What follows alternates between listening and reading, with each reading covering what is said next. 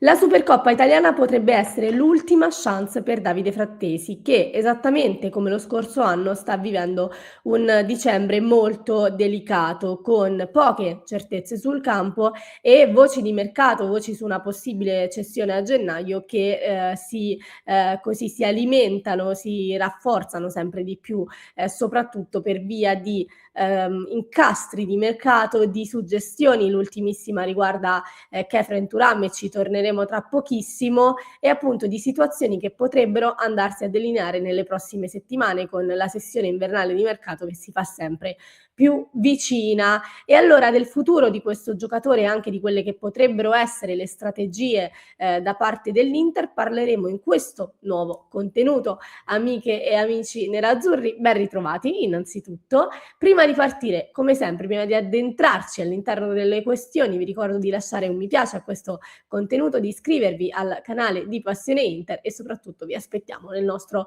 club di Passione Inter, lì dove nascono le idee, dove si alimentano i discorsi sull'Inter e dove si vive soprattutto la passione nerazzurra a 360 gradi. E allora, Davide Frattesi, uno dei nomi più menzionati probabilmente nelle ultime settimane, un po' in realtà nell'ultimo periodo e in realtà nel periodo natalizio, perché come dicevo prima dicembre è sempre, no, un passaggio delicato per il centrocampista dell'Inter. Bisogna partire secondo me inquadrando quella che è la situazione Frattesi, che è una situazione simile ma non uguale a quella dello scorso anno, perché in estate Frattesi è stato trattenuto fondamentalmente a Milano anche da Christian Chivu, con diciamo una sorta di impressione, no, che sotto la guida di questo nuovo allenatore potesse avere addirittura una nuova vita all'Inter. Frattesi comunque ha inciso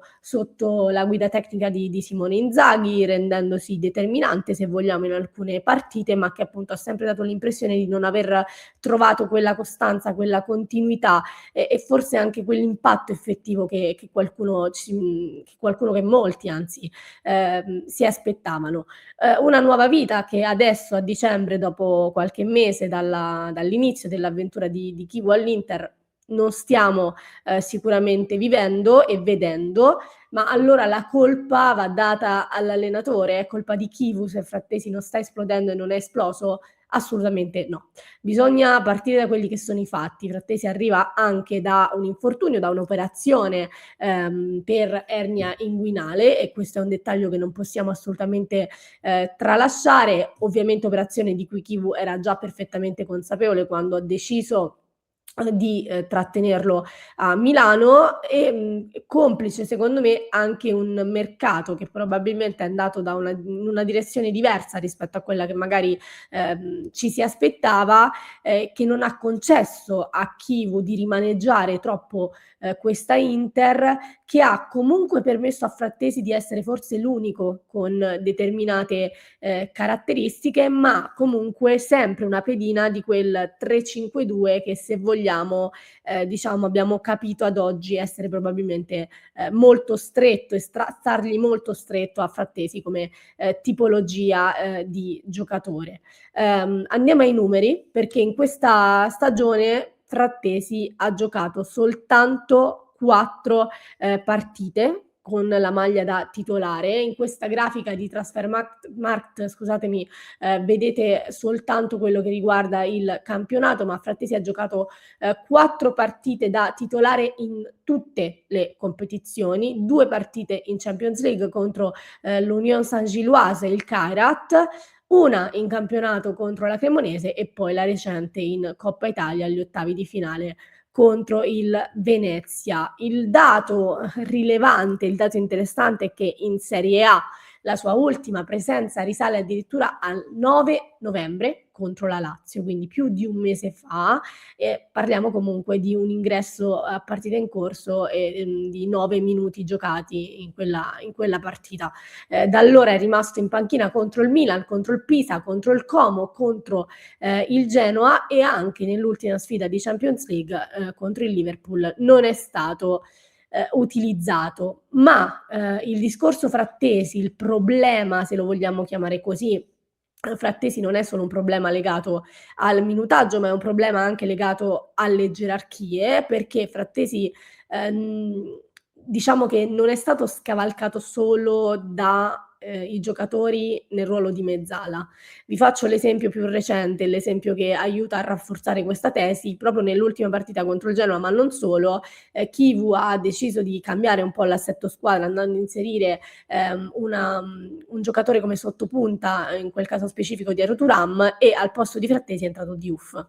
Quindi non è stato scavalcato soltanto da Zielinski e Sucic nel ruolo di mezzala, ovviamente con Barella e Mkhitaryan ancora titolari o titolarissimi, ma è stato superato anche da qualche giocatore magari meno abituato, meno accreditato, anche se vogliamo, da un profilo nuovo come Diouf, in un ruolo che magari inizialmente era stato pensato proprio per Frattesi, perché io ricordo che anche lo stesso Chivu aveva parlato di lui come un eventuale sottopunta, quindi proprio per andarlo a sfruttare in un ruolo magari diverso che avrebbe permesso al giocatore di esplodere o di magari essere valorizzato un po' di più. Quindi Chivu comunque ha preferito anche il francese a Frattesi in una posizione che magari avrebbe rappresentato in un certo senso anche una sorta di opportunità per rilanciare, ecco, il giocatore. Questo ovviamente si inserisce all'interno di un contesto particolarmente complicato per il giocatore anche a livello mentale, che ribadisco veniva da un momento delicato, con un infortunio e un'operazione molto, molto delicata.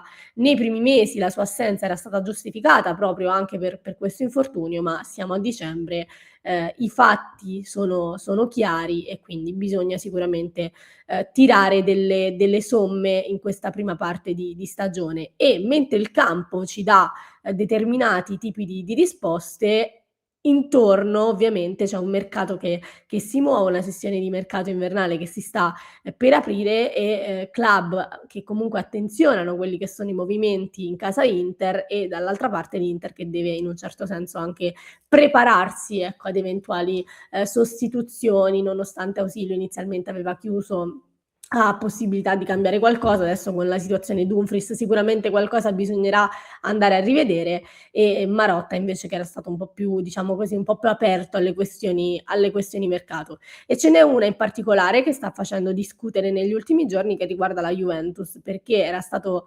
insomma era stata lanciata la notizia da Matteo Moretto, poi ripresa da diversi giornali, anche dalla Gazzetta, su un incastro, su un possibile movimento sull'asse Torino-Milano, con l'incastro Khéphren Thuram e lo scambio Khéphren Thuram-Davide Frattesi.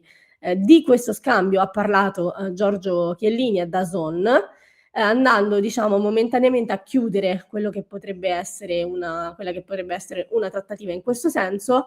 Chiellini dice: "Una cosa è certa, Thuram è e resterà un giocatore della Juventus. Non vogliamo privarci di lui". Ovviamente questo fa parte del gioco delle parti, e scusate la ripetizione, però è un'indicazione per il momento chiara sul fatto che la Juventus non sembra volersi privare di questo giocatore. Poi bisogna capire anche in realtà qual è la volontà di Spalletti, che dall'altra parte non ha mai nascosto, diciamo così, la stima nei confronti di Frattesi. Lo ha dimostrato anche come tecnico della nazionale azzurra, ed è proprio per questo poi che si sono alimentate, ecco, le voci su un possibile scambio in tal senso. Sempre dal punto di vista della Serie A, quindi restando in Italia, c'è anche il Napoli che ha bisogno di rinforzi a centrocampo, quindi un Napoli che potrebbe muoversi nel mercato di gennaio. La Roma che resta una sorta di suggestione romantica anche per il giocatore stesso, che sappiamo essere legato al club. E poi c'è il discorso estero, che è forse quello più importante e forse più veritiero, se vogliamo, perché a noi di Passione Inter onestamente in questo momento risulta che il club, che l'Inter, se dovesse decidere di muoversi per un'eventuale cessione di Davide Frattesi, sarebbe molto più orientato a club esteri che non a club di Serie A. Si era discusso molto del fatto di cedere un giocatore a un club rivale. Ecco, in questo momento l'Inter, appunto, nonostante magari qualche incastro appetibile, sembra più orientata, ecco, all'estero. Vi menziono qualche club, perché sono quelli che si erano interessati anche in precedenza al giocatore. Il Newcastle, quindi in Premier League, nel mercato estivo era stato molto vicino a chiudere l'operazione. Insomma, c'era questo forte interessamento da parte di questo club, quindi non è detto che non provi di nuovo ad affondare. Anche l'Atletico Madrid con Simeone, che a luglio, diciamo, in un momento di ristrutturazione della squadra e della rosa era preso e aveva anche, diciamo così, mostrato interesse per Davide Frattesi. Un Atletico Madrid che potrebbe avere anche qualche carta da giocarsi con ad esempio Raspadori, che in questo momento sembra in uscita, è stato accostato alla Roma, però sembra un giocatore che a pochi mesi dal suo arrivo, insomma, potrebbe già lasciare il club spagnolo. E c'è anche un altro nome che forse in questo momento è un po' più allettante per gli incastri attuali, e parlo di Molina, perché sappiamo che l'Inter perde Dumfries almeno fino a marzo, che ha subito un'operazione alla caviglia dopo la lunga assenza. E appunto Molina è tra i nomi che sono stati fatti per un eventuale nome per un eventuale appunto così innesto sulla corsia di destra. Ed è un nome che era già stato accostato all'Inter, tra l'altro mesi fa, che aveva anche gradito il fatto di essere stato accostato all'Inter o comunque a diversi club. E quindi c'è anche questa, diciamo così, questa ipotesi, ma ovviamente è tutto ancora nulla di certo, solo di ipotizzato per questa situazione. E vediamo anche l'Inter come vorrà muoversi. Perché ho detto la Supercoppa sarà l'ultima chance? Sarà l'ultima chance perché Frattesi ha giocato titolare in Coppa Italia, l'abbiamo visto col Venezia. Per il resto vi ho già parlato di minutaggio e di numeri. La Supercoppa forse è l'ultima spiaggia nella quale Frattesi può mettersi effettivamente in mostra, può cercare di dimostrare qualcosa o di trascinare la squadra verso magari un trofeo che lo scorso anno è stato solo sfiorato per pochissimo. Quindi potrebbe, ecco, non dico cambiare il destino, ma sicuramente aggiungere qualcosa in più. Ormai l'Inter, insomma, in campionato in questo 2025 ha quasi terminato il percorso. Diciamo così, le intenzioni di Chivu, perlomeno per il campionato, per la Champions League, sembrano chiare. Forse Frattesi potrebbe essere un uomo da sfruttare in una competizione a parte come può essere la Supercoppa italiana, e per lo stesso Frattesi questo può essere un modo per provare in un certo senso a tenersi e a rimanere aggrappato al club. Ma quello che mi domando io è anche quanta volontà c'è da parte del giocatore stesso di rimanere aggrappato al club, perché io non credo che lo stesso Frattesi abbia voglia in alcun modo di dover in un certo senso elemosinare, passatemi il termine, elemosinare minuti o dover aspettare, ecco, competizioni a parte per avere più spazio. Già lo scorso anno sembrava pretendere, tra virgolette, un po' più di minuti. Quest'anno stiamo vedendo che la situazione non è migliorata, anzi, e quindi forse la Supercoppa potrebbe essere, diciamo così, un modo per mettersi in mostra, ma poi dall'altra parte bisogna capire la volontà del giocatore, se basta eventualmente giocare in Supercoppa per rimanere, ecco, ancorato e per rimanere a Milano.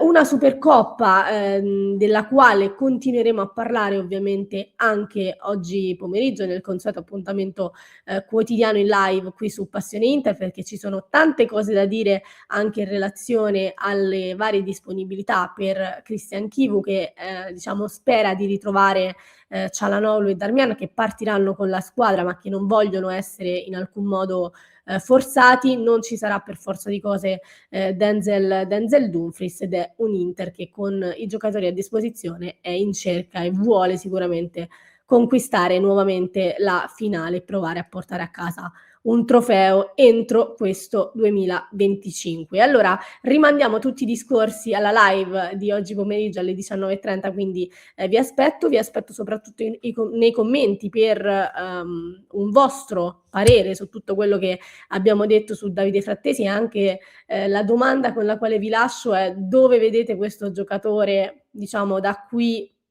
a fine gennaio? Ecco, dove lo vedete collocato e se lo vedete ancora, diciamo, in maglia nerazzurra. Quindi vi aspetto qui sotto nei commenti. Nel frattempo io lascio un contenuto al link in descrizione per chi ci sta ascoltando in podcast. Se invece ci state seguendo su YouTube, vi basta cliccare